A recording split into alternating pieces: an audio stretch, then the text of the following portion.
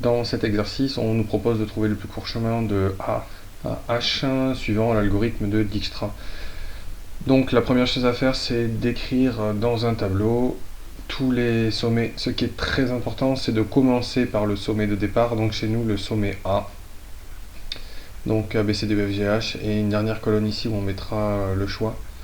Oui, je dis c'est important de commencer par le sommet A parce que c'est à partir de lui que l'algorithme va nous donner tous les plus courts chemins, en particulier jusqu'à H, et il se trouve que c'est H qui nous intéresse, mais le principe de l'algorithme de Dijkstra, c'est qu'en fait il va nous donner aussi le plus court chemin de A à E ou de A à F, même si a priori ça ne nous intéresse pas.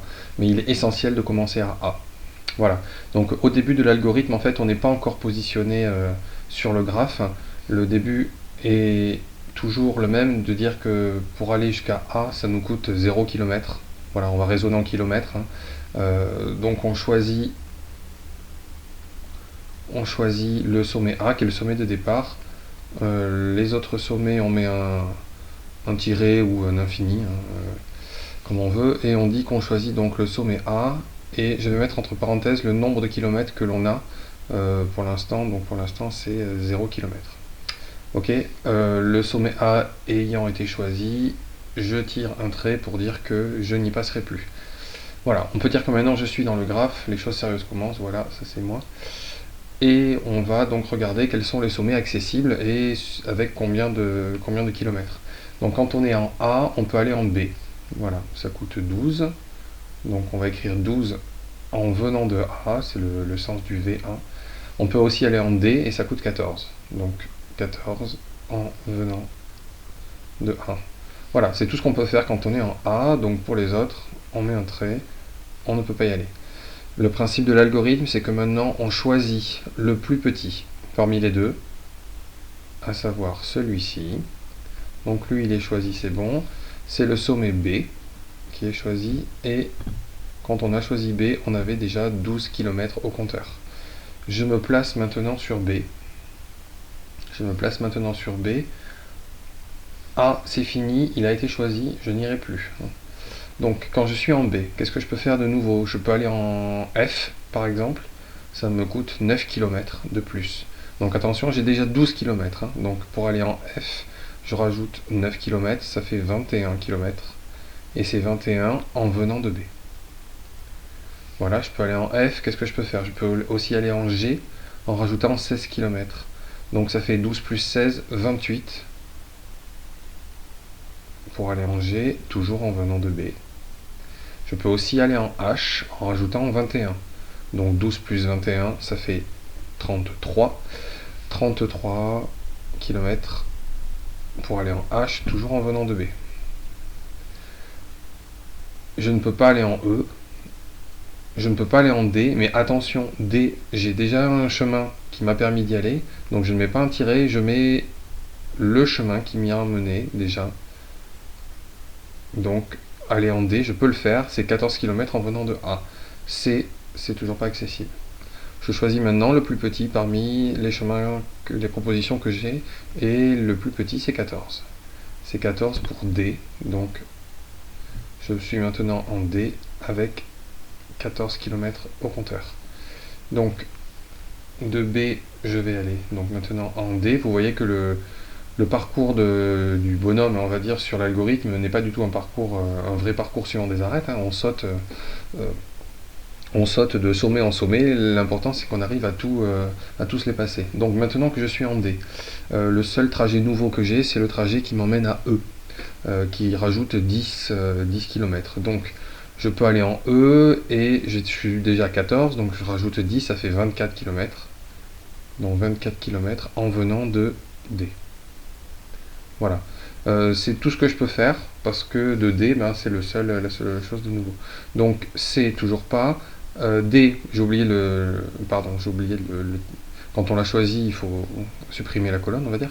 F, G et H sont inaccessibles depuis D, mais comme j'ai déjà des chemins qui emmènent, ben, je les laisse. Donc 21 en venant de B, 28 en venant de B, 33 en venant de B.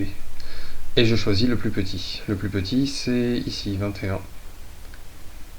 Donc 21, c'est-à-dire c'est le sommet F, avec quand je suis en sommet F, 21 km au compteur. Donc je choisis F et je règle F. Et nous voici maintenant donc en F, et ce sommet est à supprimer. Maintenant en F, quels sont les nouveaux trajets? Alors, je peux aller en C et ça me coûte 10 km de plus. Donc en C, 21 plus 10, 31. Donc 35 km pour C en venant de F. Voilà pour C. Je peux aller en E aussi et ça rajoute 16 km. Donc 21 et 16, ça fait 37. 37 km ici en venant de F. Regardez, attention, imaginez que je l'écrive. Ce qui est faux, on va l'effacer. 37 km en venant de F. Je prends ce trajet-là alors que j'ai mieux avant. Avant, j'ai fait 24. Ça veut dire qu'ici, ce 37 km en venant de F, on ne va pas l'écrire. On ne va pas l'écrire. On va écrire le dernier trajet que l'on avait parce qu'il est mieux, il est plus intéressant. Donc je réécris 24 en venant de D. Voilà le genre de choses qui assure l'optimalité des trajets. Hein. On met toujours le meilleur trajet, le plus court qu'on a. Ça c'était pour E. Qu'est-ce que j'ai aussi quand je suis en F? Ben, je peux aller en H en rajoutant 11. Je vous rappelle que je suis à 21 km, je rajoute 11 et ça fait 32. 32, alors qu'ici j'ai un trajet à 33. Ben là c'est mieux. Donc là je vais écrire 32 km en venant de F. G, je peux pas y aller, donc je vais garder l'ancien trajet que j'avais. Voilà. Je regarde maintenant, mon plus court trajet, c'est lui, c'est 24 pour E, donc je vais choisir E, et j'ai 24 km au compteur. Je me place donc en E, ici, je supprime le sommet F. Qu'est-ce que je peux faire maintenant quand je suis en E? Je peux aller en C en rajoutant 13 km, donc je vous rappelle que je suis à 24, donc 24 plus 13 ça fait 37. Donc j'aurai un trajet ici de 37 km pour aller en C. Ça ne m'intéresse pas parce que j'ai mieux. J'ai mieux, ici c'est 31, je vais garder mon 31. Donc 31 en venant de F. Je peux aussi aller en H en rajoutant 10 km. 24 plus 10 ça fait 34. Donc là j'aurai 34 km pour aller en H. C'est pas bien, j'ai mieux ici le 32, donc je garde le 32 en venant de F. Qu'est-ce que je peux faire d'autre? Eh ben c'est tout. Voilà, c'était soit C, soit H. Donc qu'est-ce qui reste? Il reste G qui était inaccessible et qu'on va laisser donc à 28. Quel est le plus petit parmi ces trois-là? C'est 28. Donc on fait le choix de G avec 28 km au compteur. On fait le choix de G, donc pour G c'est fini. G est ici et je viens de E, sauf erreur. Voilà, qu'est-ce que je peux faire de mieux? Qu'est-ce que je peux faire quand je suis en G? J'ai uniquement 11 km pour aller en H, donc 28 plus 11 ça fait 39. 39 c'est toujours moins bien que ce 32 ici, donc je garde le 32 en venant de F. Voilà, c'était la seule chose de nouveau que je pouvais faire. Je vais garder ici mon 31 en venant de F. Ici, quel est le choix? Ce 31 ici, en venant de F, et donc c'est pour le sommet C. Donc ici, mon choix est pour C, C avec 31 km. Je me place en C. Voilà, et par contre, je viens de G. En C, j'ai rien